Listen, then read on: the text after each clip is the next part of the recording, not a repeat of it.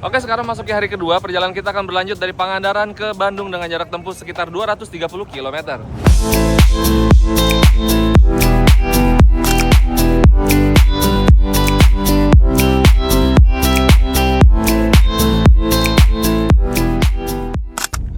Dan sekarang kita udah sampai Jalan Raya Lingkar Nagrek.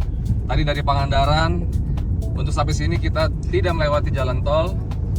Karakter jalanannya masih meliuk-liuk, melewati perbukitan, tanjakan, dan turunan terjal. Dengan wheelbase 2,8 meter yang lebih pendek dibandingkan Darion, SUV ini terasa lebih lincah saat diajak bermanuver di jalan berkelok. SUV dengan ground clearance 195 mm ini handlingnya cukup meyakinkan ketika melintasi tikungan demi tikungan di jalur perbukitan. Meskipun ada sedikit gejala limbung yang terasa saat berbelok di kecepatan tinggi. Perpaduan suspensi depan McPherson dan belakang Multilink menghasilkan peredaman yang nyaman dan mobil stabil saat bermanuver, terlebih di aspal yang mulus. Karena di permukaan jalan yang bergelombang, karakter suspensinya cenderung agak keras sehingga getaran masih cukup terasa hingga ke dalam kabin, terutama bagi penumpang di baris kedua nih. Sepanjang perjalanan, sebagian besar kami menggunakan mode hybrid. Dalam kondisi ini, mesin bensin 1500 cc bertenaga 105 horsepower dan torsi 130 Nm bekerja bersama motor listrik bertenaga 195 horsepower. Kombinasi keduanya menghasilkan akselerasi yang responsif sekaligus halus berkat dedicated hybrid transmission. Saat menghadapi tanjakan panjang dan tikungan menanjak di jalur Nagrek, suplai tenaganya tidak pernah terasa kurang. Sesekali kami juga mengaktifkan mode EV First dengan pengaturan state of charge di angka 50%. Ketika kapasitas baterai mencukupi, mobil bergerak sepenuhnya menggunakan tenaga listrik. Setelah daya baterainya turun, mesin bensin kembali aktif untuk membantu menggerakkan roda sekaligus mengisi ulang daya baterainya secara otomatis. Dan di sini tercatat jarak tempuhnya sudah 365 km.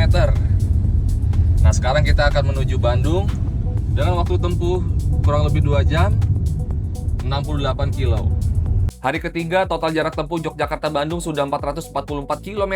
Selama pengujian, kami tidak berusaha berkendara secara hemat. Kecepatan berubah-ubah mengikuti kondisi jalan, pedal gas diinjak secara manual, dan kemacetan stop and go di Bandung arah Jakarta juga menjadi bagian dari perjalanan ini. Secara total, kombinasi energi baterai dan bensin yang tersisa masih 555 km. Dari awal start di Yogyakarta, 1105 km.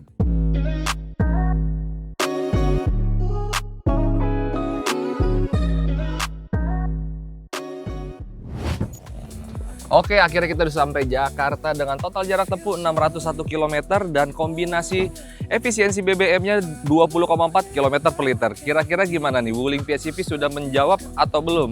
Untuk kalian yang masih range NCT, yang masih ragu menggunakan BEV, dan mobil PHEV ini bisa menjadi salah satu pilihan. Terlebih, harga BBM sekarang sudah mencapai 16.000 untuk Pertamax.